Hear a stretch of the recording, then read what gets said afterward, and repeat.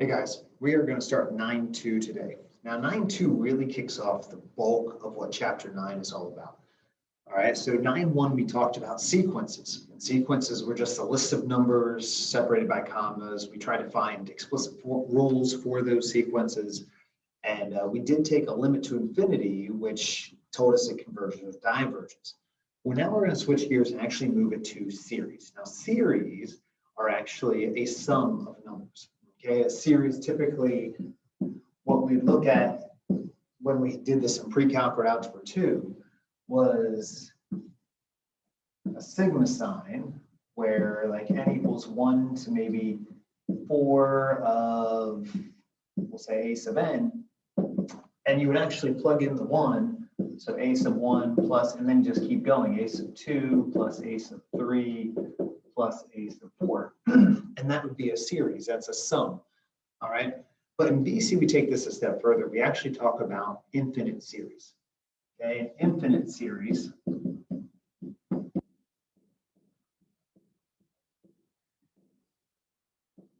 actually where instead of going to an actual number, it's going to infinity. And so this is just going to keep going, a sub 1 plus a sub 2 plus a sub 3, dot, dot, dot, dot. Now, a finite series, you can very easily just add up all the numbers and get your sum, but an infinite series has the potential to diverge or go off to infinity or negative infinity or converge, like we talked about with the limits with sequences. If it converges, it actually goes to a value. And so really 9.2 through 9.6 is all about determining whether an infinite series converges or diverges. And that's why all the quizzes and tests that come between 9.2 and 9.6 build on each other, because as we get deeper into this chapter, you need to know all the tests. And so maybe one series requires this test, one series requires another test. And so each section we're going to learn new tests. Today, in fact, in 9.2, we're going to look at 3 different tests to determine the convergence or divergence of an infinite series. Okay, so the 3 pretty easy 3 that we're going to talk about today. Our first test. So first off, let me say we're going to talk about 3 tests today to determine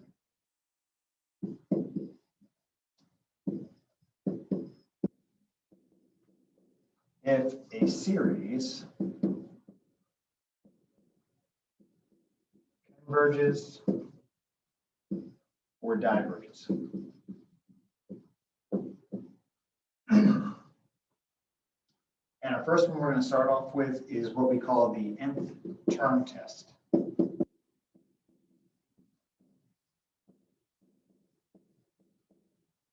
Okay, and the key here is it's for divergence.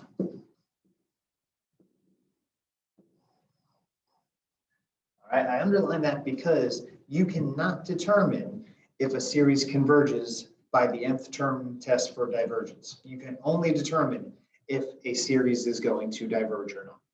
All right, so if you find out that it doesn't work, then you have to use another test because it doesn't tell us enough information. All right, usually one of the biggest misconceptions about the nth term test is, oh, the nth term test, it doesn't diverge, so it has to converge. No, it just means that we need another test to use. All right, so here's what the test says, is that if the limit as n goes to infinity, hey, that's what we were doing with the sequences, of our rule that they give us does not equal 0, then it diverges. That's it. All right, all we're going to do is whatever that rule is that's in our series, in our sigma notation, all right, we're going to take that, we're going to do a limit to infinity. If it doesn't equal 0, then it diverges. Simple as that. Okay, this a sub n, remember, that just represents the nth term that we talked about in 9.1. All right, so let's take a look at some examples of this. Okay, our first one. All right, the summation of n equals 1 to infinity of n. Okay, nice and simple. This is how normally we will see our infinite series. Okay, what we're actually going to do is look at just this piece here. That's our a sub n. That's our rule for what we're actually evaluating here. All right, imagine if we were to plug this in, this would actually just be 1 plus, then you plug in 2 plus, then you plug in 3 plus, dot, dot, dot, dot. All right, it's going to keep going to infinity. Well, we're going to take the limit as n goes to infinity of that rule of n. Well, that just gives us infinity. Right? You just plug in infinity, get infinity. Well, does that equal 0? No, it doesn't. It doesn't equal 0, therefore this diverges. Which makes sense. If you were to add up all these numbers, 1, 2, 3, 4, 5, and keep going to infinity, you're going to get infinity. It's just going to keep getting bigger and bigger and bigger, and there's no way to find a sum of it. Okay, let's look at another one.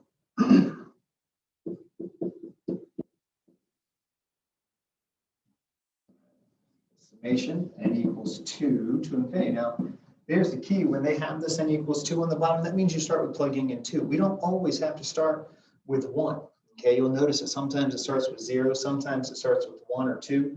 It doesn't really affect your rule. It just affects what number you actually start out with when you start writing out these values. Okay, so here's our rule. This piece here, again, this is what we're actually going to be looking at here and evaluating the limit to infinity. So we're going to do limit as n goes to infinity of 3n plus 5 over 4n minus 3. Well, okay, this is why we practice finding limits to infinity with sequences, because this is really how we do our nth term test. So if I go to infinity here, remember all of your rules for limits to infinity.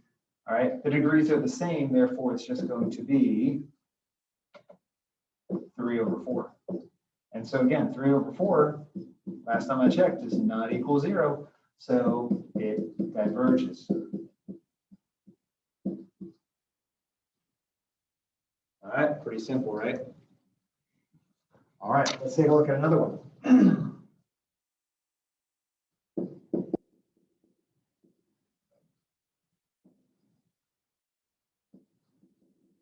All right, summation n equals 1 to infinity, 1/2 to the nth power. All right, so we go ahead, we evaluate our limit as n goes to infinity of 1/2 to the nth power. Well, if you put infinity into this, okay, this is actually just, if you wanted to, you could simplify this first. Be 1 to the nth. 1 to the nth is always going to be 1. You raise 1 to a power, it's always going to be 1 over 2 to the nth. Okay, that's another way to write this. Well, if I put infinity into here, you get 1 over a really, really big number. Well, what does that equal? It equals 0. Well, here's the big catch with the nth term test for divergence. Again, if it doesn't equal 0, it diverges. But here's the thing, it equals 0. All right, it doesn't tell us anything.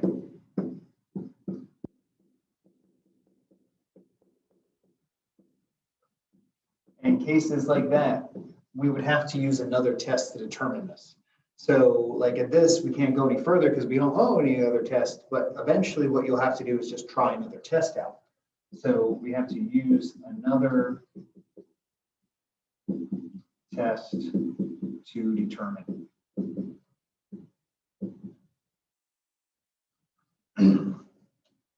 Okay, so at this point in the game, we really just have to let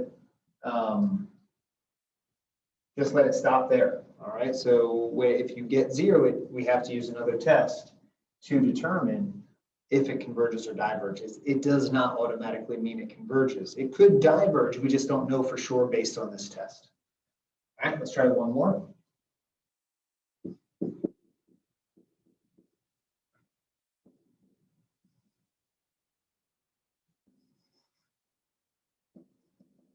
All right, summation n equals 3 to infinity, 4 to the n over n to the 4th.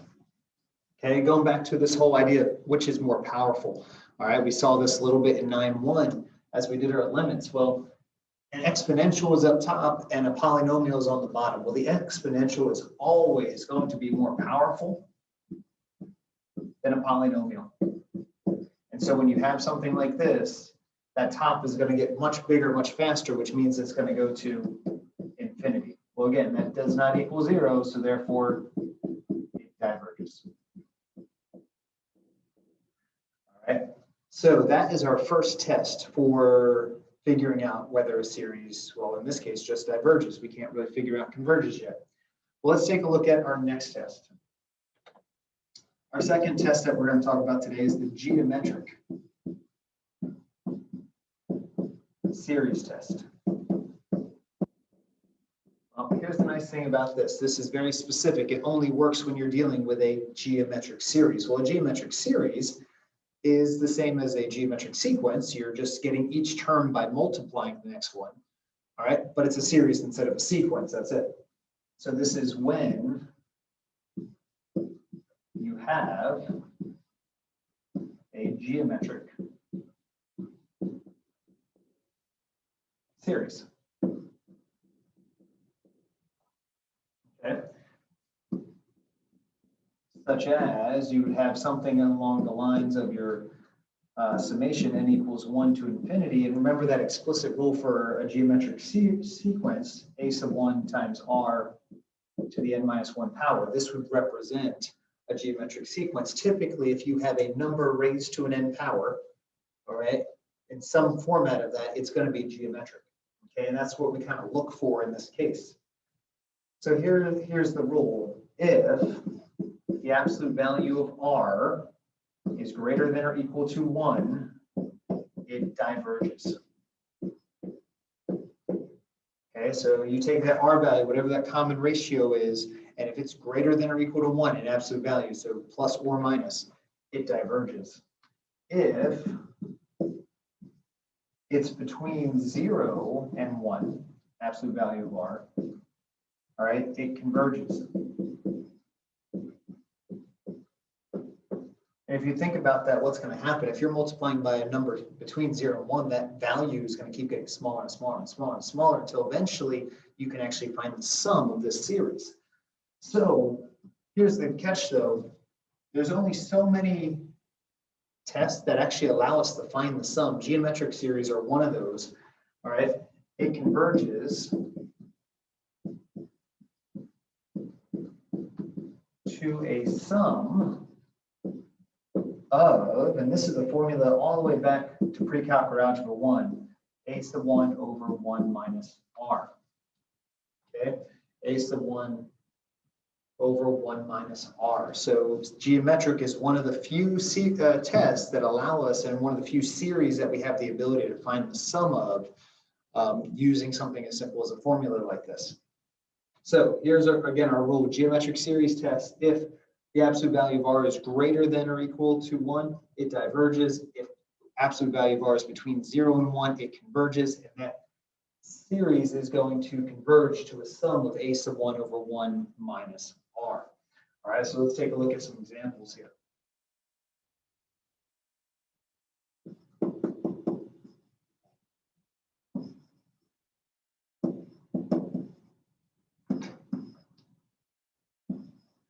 Now, sometimes it's actually helpful if you don't recognize that it's a geometric sequence right off the bat. We'll write out some of the first few terms just to see what it would equal.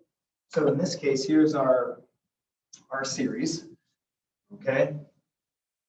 If I wrote out the first couple terms, notice that we start with 2 this time. I'm going to put 2 in there. And if I put 2 in there, I'm actually going to get 3 over 4. Plus, if I put 3 in there, I'm going to get 3 over 8.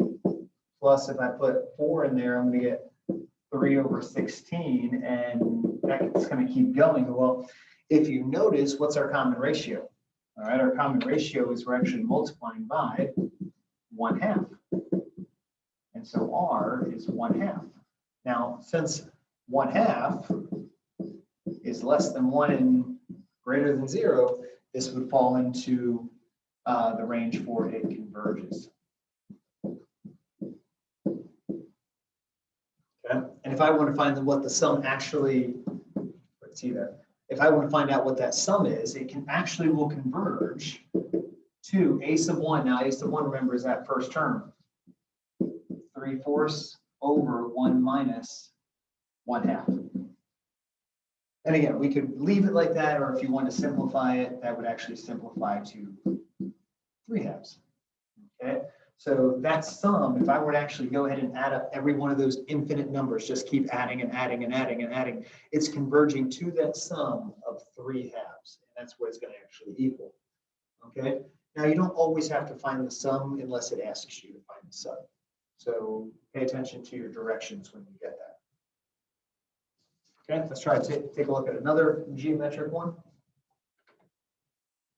N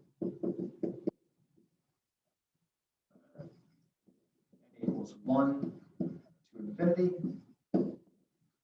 2 times 3 to the n power. Okay, again, we can go ahead and just plug in some values and double check this real quick. If I plug 1 in there, I'm going to end up getting 6. Plus, if I plug 2 in there, I'm going to get 18. Plus, if I put 3 in there, I'm going to get 54. And we see that we're actually multiplying each time by 3. And since we're multiplying each time by 3, we see r is equal to 3. And we know the absolute value of r is greater than 1, which means this diverges.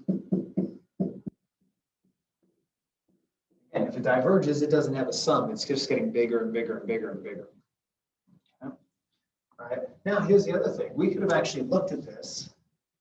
And let's say what we would say is it diverges by geometric series test. So when we actually say it converges or diverges, we really should be saying that, hey, it's diverging or converging by which test that we actually use. Okay. And so like with those nth term for diverges, we should say like it diverges by nth term for divergence. All right, this is diverging by geometric series test. So on the test, when we have our test for each one of these sections, one of the biggest parts is going to say, hey, determine if this series converges or diverges and tell me how. Tell me how you know. And that's really telling me what test did you use to prove that. Okay, and there could be multiple answers. In fact, this one, if I do the limit as n goes to infinity, 2 times 3 to the n, we find out we get infinity. Well, that's not 0, so this also diverges by nth term test or diverges. Yes, you can just simplify that as nth term test. You don't have to say for divergence every time. But like on the test, either of these would be the correct answer for that particular question. All right, let's look at one more of these.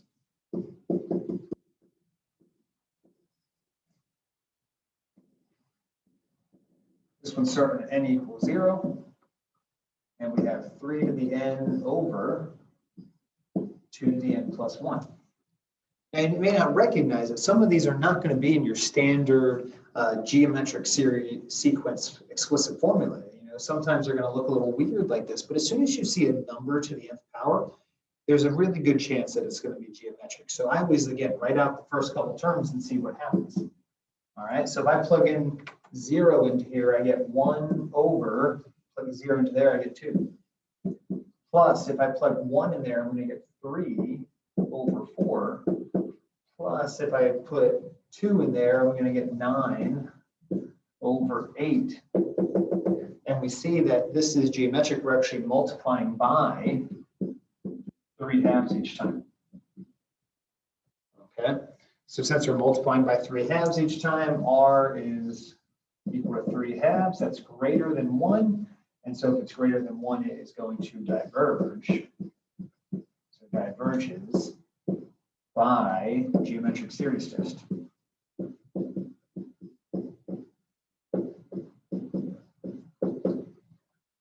Okay.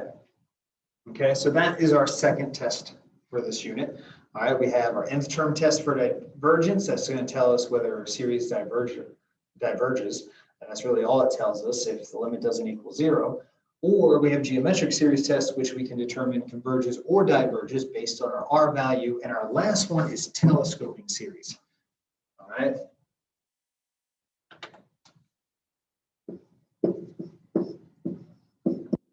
Our telescoping series test. Okay. So here's the nice thing about telescoping series. They always converge. Okay, they will always converge.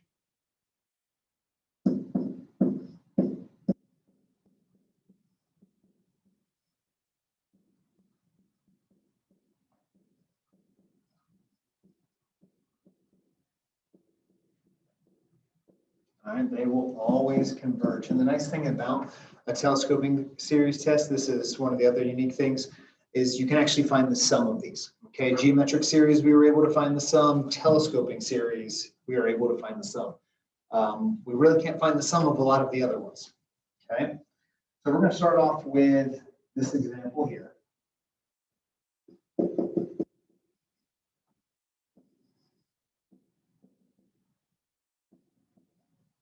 All right, summation of 4 over n times n plus 2.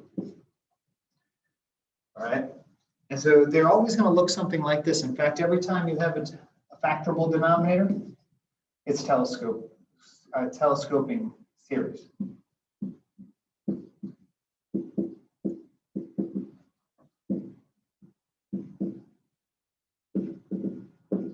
So that's kind of the indication that you're dealing with a telescoping series, is that the denominator, you have just a rational function here where the denominator can factor. Well, here's the fun thing. Here's where we get to pull in some of what we have already learned, and we get to bring back everyone's favorite section, 8.5, and we are going to use partial fractions. Oh yeah. I know I can hear you groaning now. All right, partial fractions is the key to this, to being able to figure out what it converges to. Okay, so what we are actually going to do is solve this and break this into 2 different fractions. Okay, so remember how we do that? We take our function here, 4 over n times n plus 2. And we're going to break this into a over n plus b over n plus 2. We need to solve this for a and b, so we're going to multiply by that n times n plus 2, which gives us 4 equals a times n plus 2 plus b times n. Okay, the other ones are going to cancel out. Plug in some values for n to figure out what a and b are. So n would equal 0. Tells us 4 equals a times 2 and a equals 2. And if we do a equals -2, then we get 4 equals b times -2, which means b is going to equal -2. All right, using this, what we're able to actually do is rewrite our series. Okay, so instead of having our original 4 over n times n plus 2,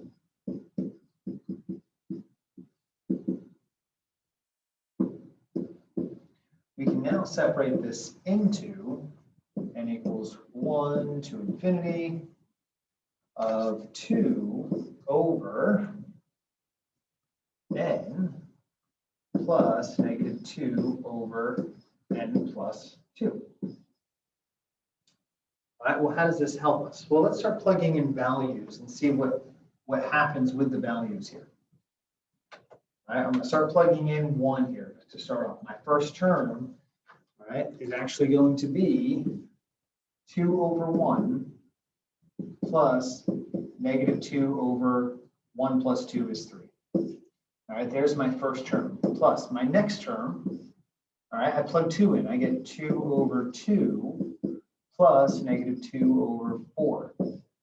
Plus, then you plug 3 in. Let's plug 3 in. We get 2 over 3 plus -2 over 3 plus 2 is 5. Well, let's go one more here for a second. Okay, plus, let's plug 4 and I get 2 over 4 plus -2 over 6. Let's just take a look at this for a second here. Now remember, this is one big plus addition problem. All right, you can drop all the parentheses. Well, if you drop all the parentheses, I have -2/3 plus a 2/3 here. That can cancel out. Okay. I have, oh, there's a +2/4 and a -2/4. They can cancel out. Well, let's do one more term here for a second. All right, let's put 5 in. We get 2 over 5 plus -2 2/7. Well, hey, there's a -2/5 and a +2/5. What happens from here on out, everything is going to cancel. Like if you just keep going, everything else will eventually cancel. And the things that are left, the 2 and 2/2, which is 1, that's actually what the sum is going to be. So this converges to, in this case, 2/1 plus 2/2, which is 3, by the telescoping series test.